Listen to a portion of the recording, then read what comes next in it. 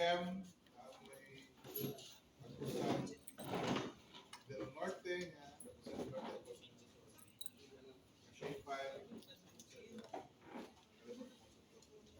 First, let's set up our QGIS. So in setting up, select the CRS as WGS 84 zone 21N. Apply and okay. Then ilog nato tong raster images katong DEM files. Sabi na utak.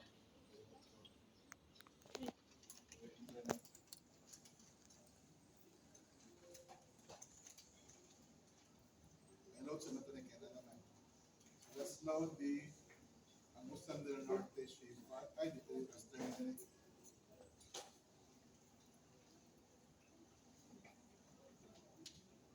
DEM file. One. And I think duha to ka DEM. Ang other one is kalimut ko asa naman ito. Search.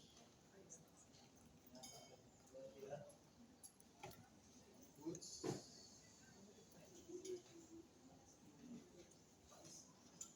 One. Kalimut ko. Data. DEM. Mao.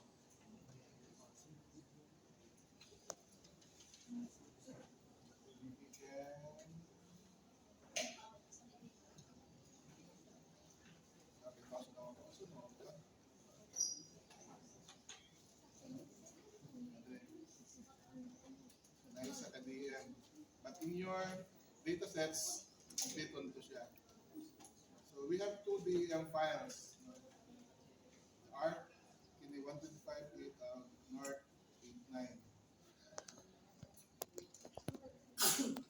And we load katong vector image sa Agusan del Norte.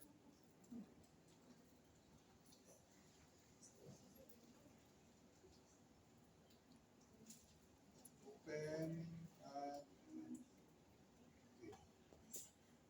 So wala din gawas. Vector Agusan del Norte at okay, loading kayo online. Change the symbology, transparent, and usually I prefer red for boundaries. Yeah. So, ang atong i-delineate sa LMS, ang i-delineate ako is the Hagupit watershed, kini nga watershed. But for this exercise, we will delineate ang Tagibo watershed. So, Tagibo watershed is mula na natin nga portion. To check on the internet, pwede mo download o Google Earth. Check. Wala, then wala. But first and foremost, duha man ka DEM. Nya ang Tagibo process between kini nga DEM ug sa ubos. So duha man siya ka DEM, na siya dili i-cover niyan siya.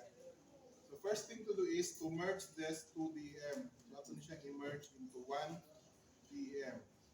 So in the raster, miscellaneous, we will click merge and select the two DEM files. DEM1 and DEM2. Click OK. And i-save na ninyo. Ako i-save lang. Save to file, then butan na mo siya sa download lang. Wait lang po kuha. Folder. Exert then.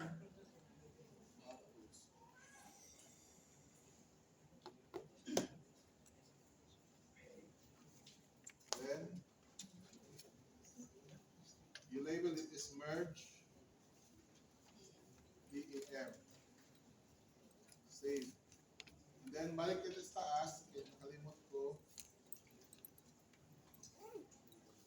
Upload advanced parameter. Okay. Click run. And dili mag-error. So kung hinay inyong computer, mabot na siyang 3 hours. That's a process. But if your computer is taas of specs, pwede na. Okay? So na merge, na-appear na siya, so you can now run this one, remove. If you notice, i-hide din mo na siya, ma-hide siya tanan. So sa mo tanan, the 2 VM are already merged. Klaro na siya. Then let's check the properties. Kung sa iyang CRS. The unit is degrees and the CRS is geographic WS84. In order for the delineation to work, you convert na to into UTM, zone 51N. Ibalik mo siya. Ito na siya ibalik into, i-convert into UTM zone 51N. So raster, we will project, no? Reproject or warp. In merge, we will reproject into a target zone 51N WGS 84.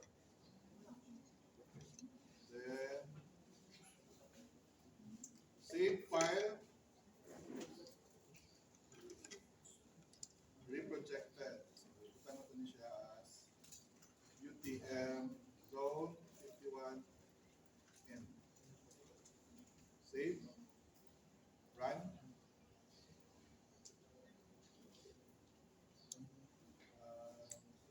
Okay, close. Nana siya, no? So we can now remove this one. Ini and this one. Remove the layer.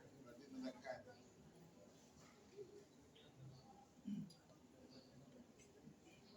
rearrange.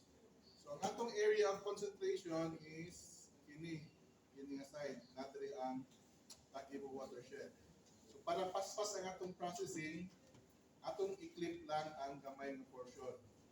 Siguro, covering the Tagibo watershed para dili niya i-process ang whole DM. So to clip, we can extract and clip raster by extend. Input layer is the merge. Then clip extend is we can draw on the canvas. Draw on the canvas. Enough to see already covering Tagibo. Covers that as the picture. Na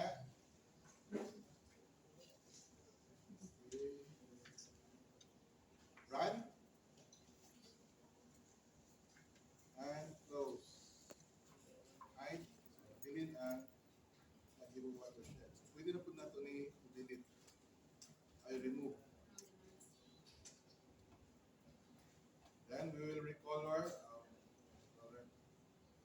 Change the symbology into Sotoban color, apply and okay. Muna siya kapit. Hindi na siya yung po. Bitry na ako pa na tapos mawala ko. Nagbuat big hapon. Uy!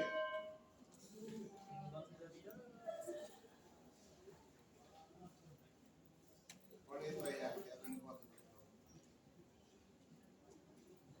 Narin Tagibo. So make sure narin ang Tagibo. So if nanakay clip instead, we can first is to fill the sinks. So kanang DM na siya mga depression, no? Na mga areas nga laglong, nga pag-ulan, mo tambay ang tubig din na para continuous ang flow sa water from top to bottom, ato siyang i-fill ang mga sinks. So we will search fill sinks by initial was Wang and Liu. Fill sinks by Wang and Liu. And our DEM is the clip extend fill DEM, then i-save. Pwede din i-save, pwede pa i-save.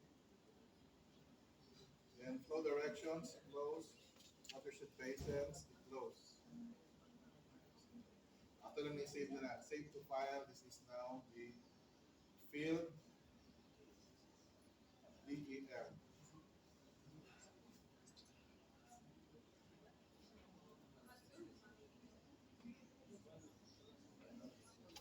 Run. And so morning, kung tibok DEM man yung i-process, matong gigon mabot siya og hours. Pagkakagyan ka siya pilapan. I-inspect mo niya one by one ang mga grids, ang mga cells, i-inspect niya before siya maka-generate of DEM file. Wala pala nga po. Wait. And mag-business. Besa, okay. Then clip extend, ato na po niya siya i-remove. Then recolor again, recolor, change the symbology. So, ipalit na ha. Okay, and this one. Right.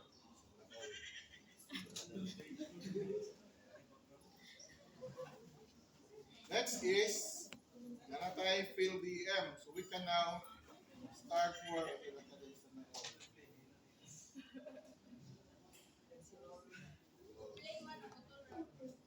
so we can now generate itong watershed channels, kanang river networks. So search the drainage, channel network, and drainage. Check. Our elevation is the DEM. Flow direction, uncheck. Connectivity, uncheck. Scalar, uncheck. Drainage basins, uncheck. Channels, okay siya. Then another drainage basins, Johnson. So ang mabilin only is the channels. We will click run and process again.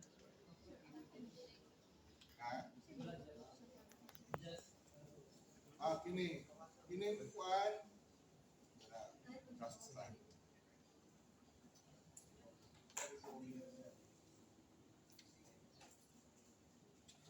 Muna to. Apa?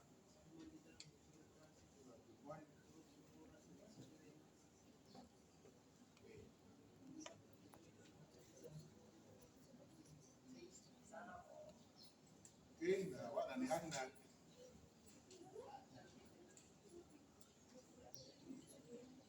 Clipping no, para kamay lang iyang area process.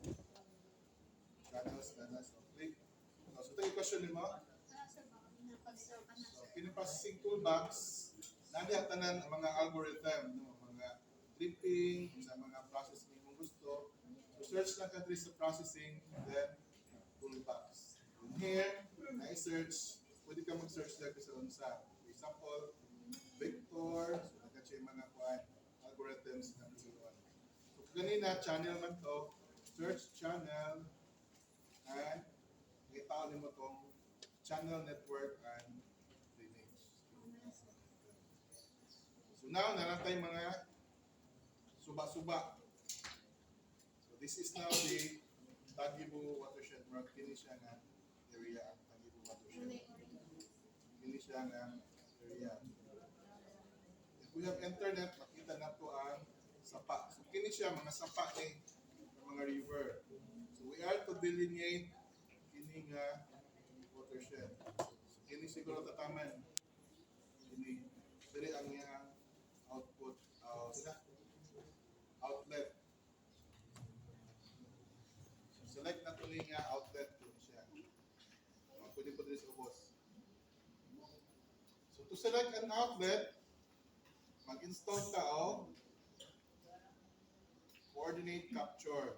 So, kung wala pa mo ka-install, pwede mo mag-add sa plugins, install coordinate capture. So, kini i-search nyo yung coordinate capture. Kini coordinate capture will capture the coordinate kung asa ni mo i-click. Example, start capture.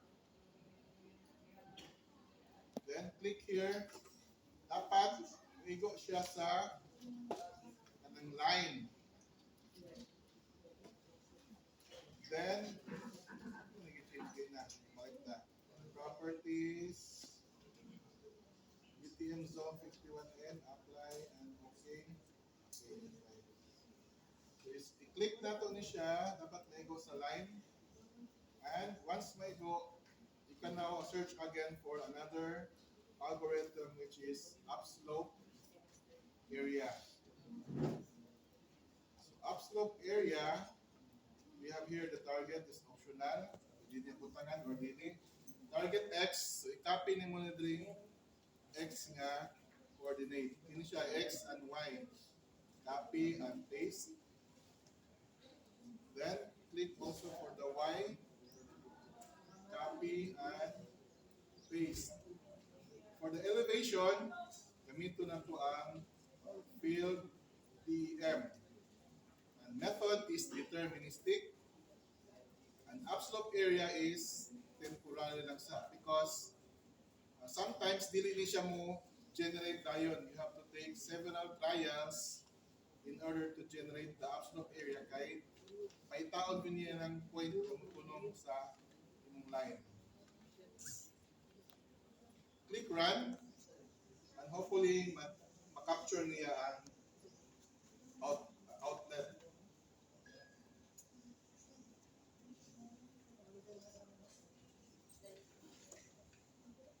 Okay.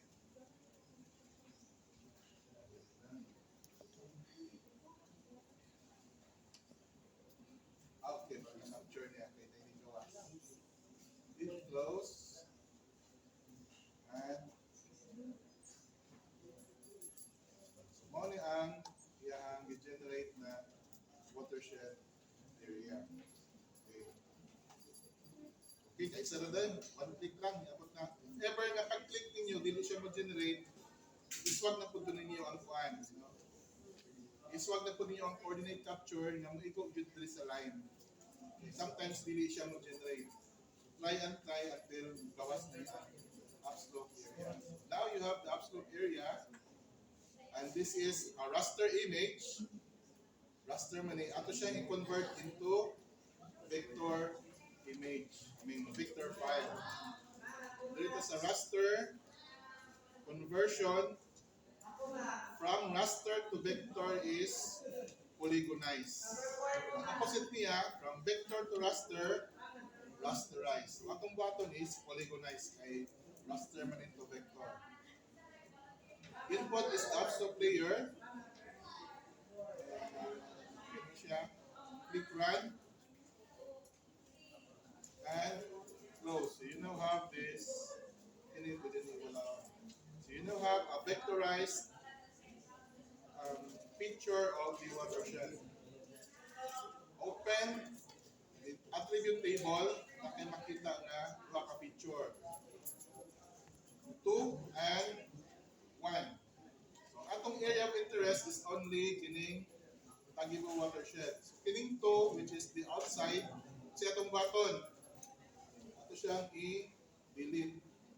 Highlight siya, then delete, save, and untoggle editing. Mabilis is only the Tagibo watershed. You now have the Tagibo watershed. Next dial is we have to click everything. Click ang channel, click ang DM. So from Victor, click.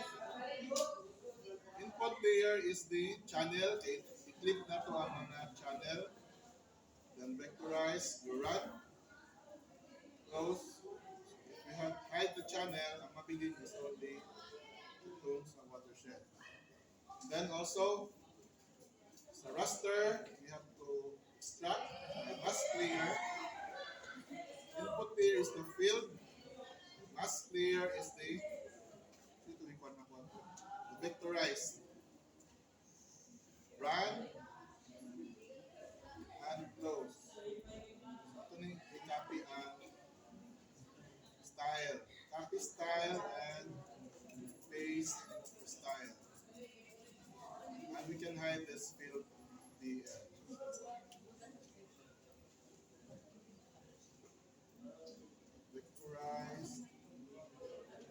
green symbology, transparent, then line. Okay.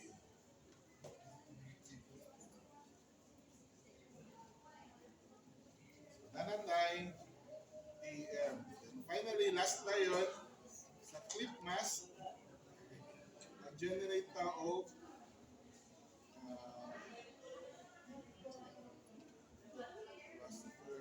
generate of hill shape, click run, and interchange this one, reduce the transparency into say 40%.